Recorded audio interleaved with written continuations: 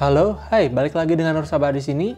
Di video kali ini saya akan memberikan sedikit gambaran buat kalian yang masih bingung menentukan pilihan antara kedua HP ini, yaitu Mi 9 dengan Redmi K20 Pro. Saya juga sebelumnya galau harus pilih yang mana, tapi setelah tahu kelebihan dan kekurangannya, akhirnya saya bisa memilih mana yang akan saya jadikan daily driver saya. Ketika membuat video ini, harga bekas keduanya mirip di angka 4,7 jutaan. Untuk varian RAM 6GB dan internal 128GB. So, langsung saja kita cari tahu apa saja perbedaan antara Mi 9 dan Redmi K20 Pro ini. Kita mulai dari desainnya terlebih dahulu. Desain dari keduanya ini sangat berbeda. Di bagian depan dari Mi 9, kita akan melihat satu buah kamera yang memakan space layarnya, yang berbentuk water drop, atau bisa dibilang notch ya, atau poni. Sedangkan di Redmi K20 Pro, kita akan disuguhkan dengan layar yang benar-benar full, karena kamera depannya mengusung teknologi pop-up. Jadi kamera depan akan muncul dari atas ketika kita mengakses aplikasi kameranya. Kemudian, layar pada Mi 9 sudah terproteksi oleh Gorilla Glass 6, sedangkan di Redmi K20 Pro masih menggunakan Gorilla Glass 5. Untuk bagian belakangnya sama-sama menggunakan Gorilla Glass 5. Posisi kamera Mi 9 berada di pojok sisi kiri dengan kamera BAM yang tinggi, sedangkan di Redmi K20 Pro posisi kameranya berada di tengah dan BAM kameranya lebih pendek. Kemudian untuk warnanya, Mi 9 warna biru ini glossy banget, dan ketika terkena pantulan cahaya akan keluar warna lain seperti warna pelangi. Kesannya mewah. Sedangkan pada Redmi K20 Pro yang warna hitam ini,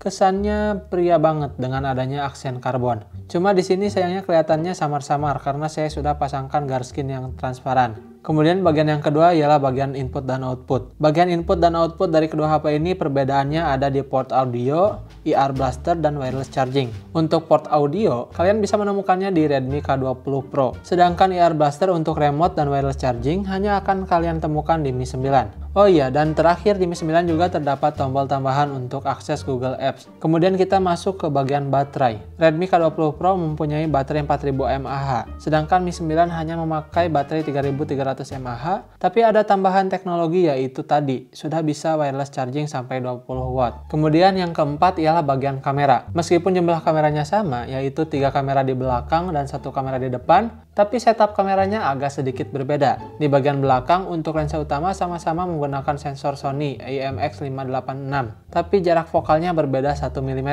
Mi 9 27 mm, sedangkan Redmi K20 Pro 26 mm.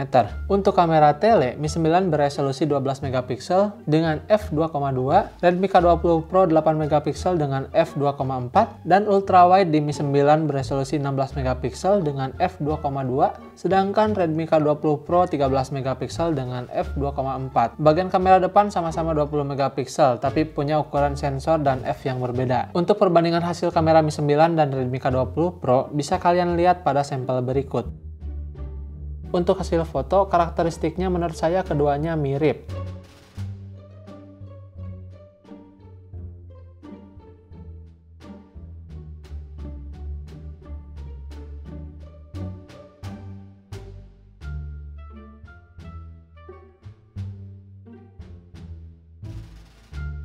Untuk spesifikasi lainnya sih sama plek ya, seperti layar Super AMOLED berukuran 6,39 inch, internal memori sama-sama UFS 2,1, support video sampai 4K 30fps, fingerprint under display, fast charging 27 watt, dan quick charge 4+.